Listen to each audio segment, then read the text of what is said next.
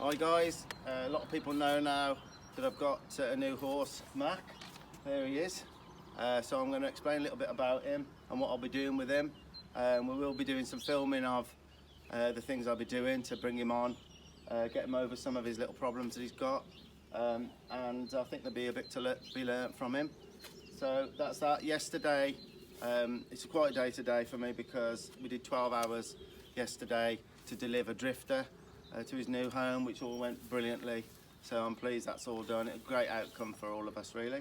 So that's that. So Mac's been here a couple of days. I've wrote a few things down to say about him. I'd like to say as well, obviously I've got Nita. Nita is 16 now. She has an injury before, so I can't really, ride her the way I like to ride horses. She's great for little demos. People will see her. So she's not going anywhere, but for me to be able to sort of gallop on a beach or go on a long ride over the mountains with Charlotte and her friends, and do some of the fancy dance stuff, she's not really well enough for that. So I need a new horse. I did want a quarter horse. I've been looking for a quarter horse, and one hasn't come up. But just sometimes things happen at the right time for the right reasons, and Charlotte used the page that she set up for me to try and find a horse for her, and Mac was one of the first ones that came, and his owner, who adores him and has had him for ages, really said something really nice to us. Said, look, if there's anybody that she'd let a horse to go to, it's us. So Charlotte had dialogue with her and we'd sorted out. I mean, it was a long way to go to fetch him, but that's what happened. We were going to go for Charlotte, but in the meantime Charlotte found another horse, and I'm sure a lot of people know about that horse, Molly. And I thought, you know what, I love Connemara's because he's a Connemara and a Spanish pre-cross. Now, I've lived in Spain, I've rode lots and lots of Prix, lots of Andalusian horses, absolutely get on really well with them, and I love Connemara's. Connemara's I broke and started lots and lots of Connemara's in my time, and you know what, they're lovely horses. I know why they're so popular. Lovely horses, very comfortable horses, very sort of together, or at least the smaller variety, what I used to break were. I know some have been bred bigger and they can be a little bit iffy, some of them, but so yeah, that's why I've got him, and we ended up going up to get him. Again, it was a 5.5, 6 hour journey to get him. Now, he has, it was very difficult for his owner to let him go, but what his problems are, he had an accident with her husband at a mountain block, and I think her husband got caught up in him and he spooked, and it was quite traumatic for him. So there's that sort of weighing on him. He can do a jig when he gets a bit upset about something or a little bit worried. His owner would find it really difficult to deal with that. He'd get all of this jigging going and sort of escalate, really. So there was that, and a big problem was trailering. He hadn't been trailered for 3 years. He'd become very claustrophobic of trailers. I don't know exactly what has happened to him with the trailering, but that was a major issue. So the decision was made that if I would, or me and Charlotte would take him on, we could go and get him. So that's the decision we made. I don't know whether his owner really thought I'd actually be able to get him on and bring him back because of the trailering issue. So obviously there was a lot of upset and whatever when I eventually did. Now, I haven't done any groundwork or anything really with him other than lead him to the field. I'm deliberately doing that so that when we sort of video how I start the process, it'll be very, very, very authentic and genuine how I go about it. So I'm not doing anything really other than just leading the horse out and letting him realise that he's okay here. He's starting to settle. It's been a couple of days. You just got to know. Some trainers call it getting a connection. You get connection with the horse. I just say he just gets used to knowing that he's okay here, and then I'll start the process. Because I'm so busy, I'll start on him probably next week. Start a few sessions, and we're going to document what I do and where I get to with him. I know he's been ridden mainly in a halter, I think. And I don't know if he's had a snaffle, but a straight bar he had in. So he's not really schooled as such, but he has been ridden quite a bit, but not ridden of late because of a few issues. So yeah, so that's that. So we're gonna document that. He's quite a chunk of a horse, very pretty, kind eye. The things that I like to find in a horse, you can almost not make that.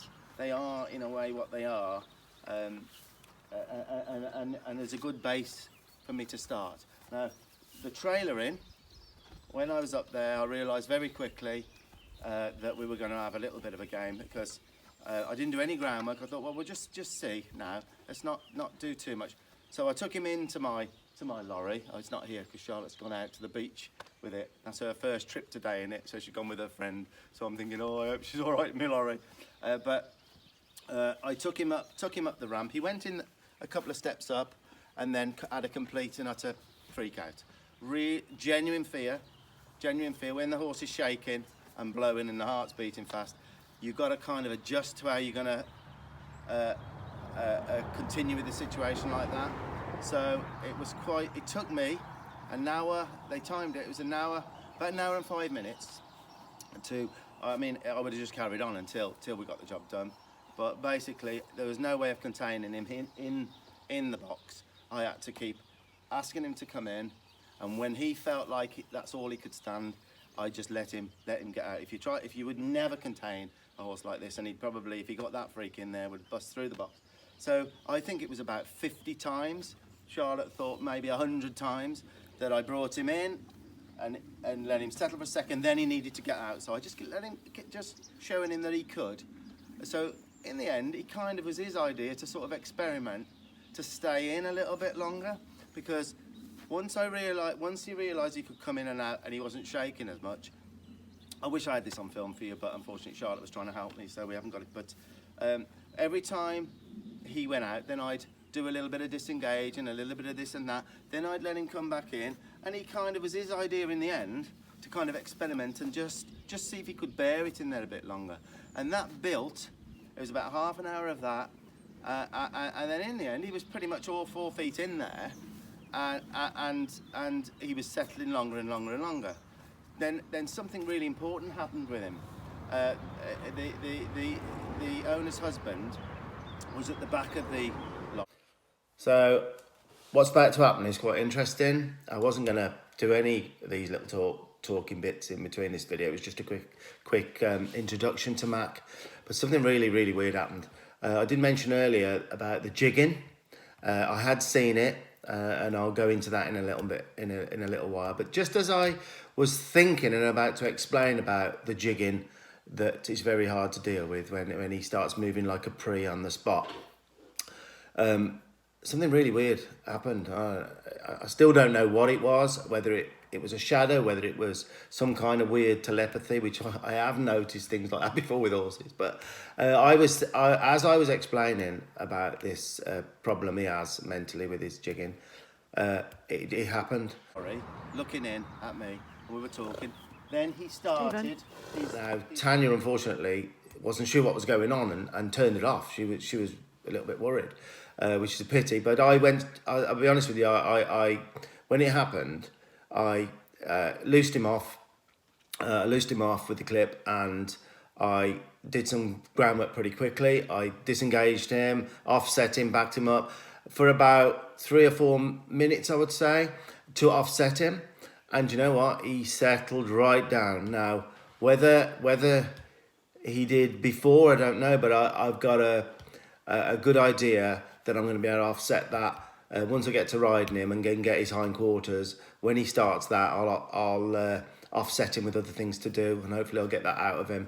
Amy will surface now and again, but that's what happened. I thought I'd just explain that. That was the start of this thing that he does, so that's going to be interesting. There's the husband at the back of the trailer. He was in the trailer with me. Her husband said, "Oh my God, I can't believe he's in here." And then as he said that, he started to do the jigging of his legs, really jiggling fast and hypertensioning. And you know what I did? I looked at the husband. You're all right, mate. You're okay for that. Yeah, I looked at the husband. I can't remember his name. And I said, right, we're just going to keep talking now. Me and you are going to keep talking. We're going to keep talking. and he did his jiggering, and it got worse, and you could hear it, bum, bum, bum, bum, bum, bum, bum, bum. And he's living it now. I could tell he's getting a bit. And we talked, and Charlotte, and I said, Charlotte, just talk. Let's all just talk. And he's jiggering and jiggering, and he's bum, bum, bum, bum, bum, bum, bum, bum. And it took about, I would say, 5 minutes, and he just stopped. He stopped it. He just stopped and went quiet, and just dropped his head a little bit. I said, whoa. I said, right, we'll take him out now and give him a break. We took him out. He came out nice and slowly. I'd managed to turn him round in the box. So rather than back out, he went forward out. So we got to that stage, and it's kind of like probably not many people have been able to just stay with him and not get upset with that. And somehow, it was difficult for me, but somehow I didn't, and I just kept talking.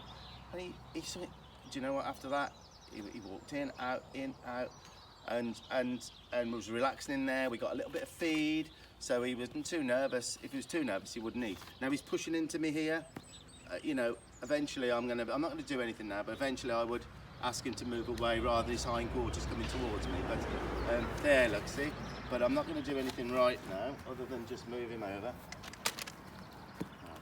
There you go.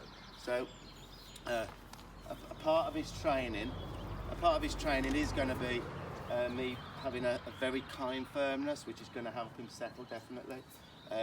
So you'll be able to see all of that.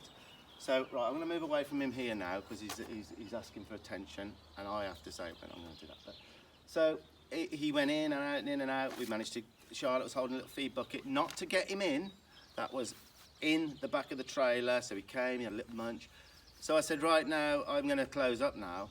And it's almost like letting them down a little bit. You kind of double cross them, because he got used to me and got okay with me directing him in there. And then we shut up. And he wasn't too bad. We shut up, and then we went. Now, he is claustrophobic, and when we started going, he was pouring and that. And I was hoping everything would be okay with my trailer, really, as well as him. But do you know what we did? It's called flooding. Sometimes it works, sometimes it doesn't. And we got to about 2 hours, and it all stopped. Now, by the time we got back, 6 hours in the trailer, he was so calm. It didn't matter, even the bumpy roads with quite noisy, you know, noisy lorry, you know, all didn't care. He ate most of his hay on the way back.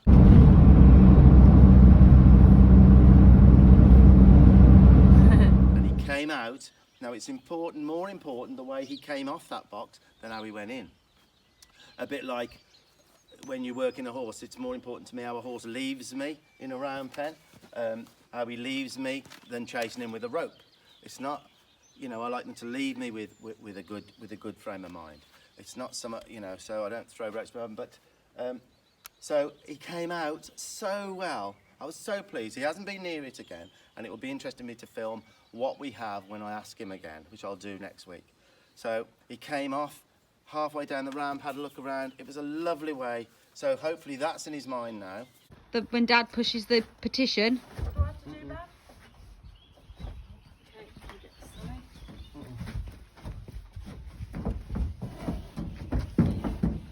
You'll be a bit wobbly to start with. Oh!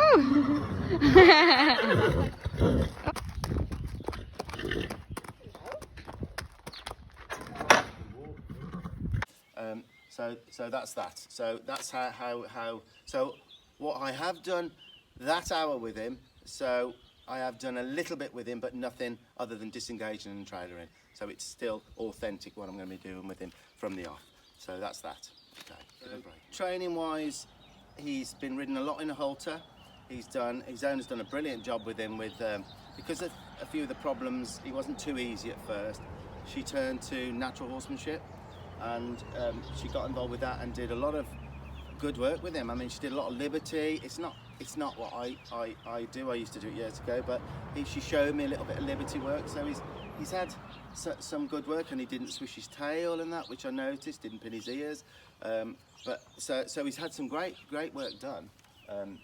With the owner. He's had a straight bar in. There's a horse coming now. This will be interesting to see how he reacts to that. There's a horse coming past, so we'll see how he is with that. Hello. So yeah, not too bad. Just you know, didn't get too upset there. Yeah, let's see what he does now. Yeah, not too bad. So yeah, so he's had a straight, I think it was a straight rubber bit. Don't know whether he's had a snaffle in, but I will bit him with a sweet iron snaffle, and then start the process of getting connection with my snaffle to his feet. Go through all the process with him, and so that's that. Now, obviously, I haven't had many horses that are this white, and a lot of people are saying to me that I'm going to have to do a lot of shampooing and that. But what people don't know about me, I am an animal communicator. I've got this ability to communicate a little bit, and he told me last night. I was grooming, you know, getting to know him again last night, quite late actually, because we got back quite late. And I'm 100% sure he communicated to me that all he wants to be is a cowboy horse. He wants to be a cowboy horse, and he hates all of that shampoo. He don't like it. That's why he rolls in the mud a lot. So I said to him, okay, we'll let you be a muddy colour. So that's about the whitest you're going to see him, unless Charlotte packed him. Joking, of course, folks. But yeah, he'll be au naturel, rusty colour quite a bit of the time. So yeah, that's that. So I did. He's going to be ridden in an English saddle. We were given his saddle, his English saddle. He'll be ridden in an English saddle. He'll be ridden in a Western one. He'll take to both. The horsemanship side of it would be exactly the same. I'll ride him the same if I ride him in the English saddle. I'll ride him the same in the Western saddle.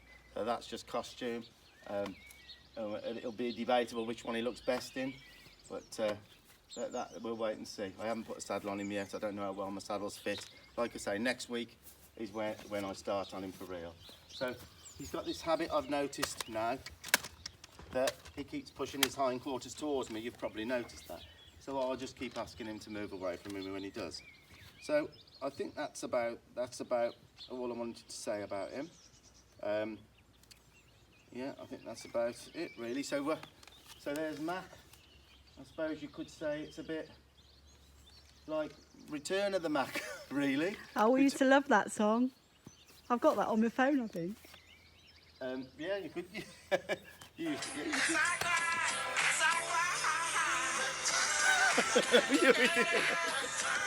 Yo! You remember this? Yeah.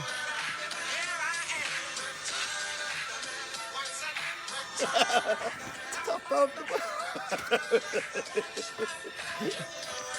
okay, guys, sorry about that, but I got a feeling that might not make the final cut. But anyway, that's an introduction to Mack. There's a lady opposite Jane. She's jumping her horse. He can hear, and I'm just judging. You know, I have no idea what he would be like. He's not too bad. I can hear her cantering past. That's a good sign. He's not going absolutely mental. So yeah. So hope you can sort of join me on his little journey. Next week I've got a few horses to go out. I think I've got 3 to go to. So I haven't been to a few lately, which is why we haven't put the videos on for going out, because I've had so much going on. So we've got some interesting ones. We've got some donkeys to go to. We've got to try and catch a couple of donkeys and get them a little bit of halter broke. I've got a big horse a guy recently had. It's over 18 hands, and it's quite a handful. It's gone to a new yard, and he can't turn it out really very well because it'd just pull him and crash through fencing and that with him. So we're going to try and do something with that, and a couple of others. So there'll be some interesting videos hopefully in the next couple of weeks for you to chew over. So Are we going to do a quick tips on Sunday? yeah, we'll do quick tips on Sunday. I don't know if you noticed, I have got him tied. Your 30 minutes quick tips. Oh yeah. Well, they're not so we'll quick, but but we'll keep them a bit more quicker. But I have tied him. You know, I'm always trying to plug these ties because I believe in him so much. But I have no idea how he ties. It's the first time I've actually tied him, other than in the trailer. I don't think with the good work his owner did with him that he would pull back. But I'm quite safe here talking to you with the horses coming past. If he had a bit of a freak out, then this would just draw out a little bit and he'd know he's got his feet. So, you know, so that's it. That's Mac. Catch you later. Thanks for listening.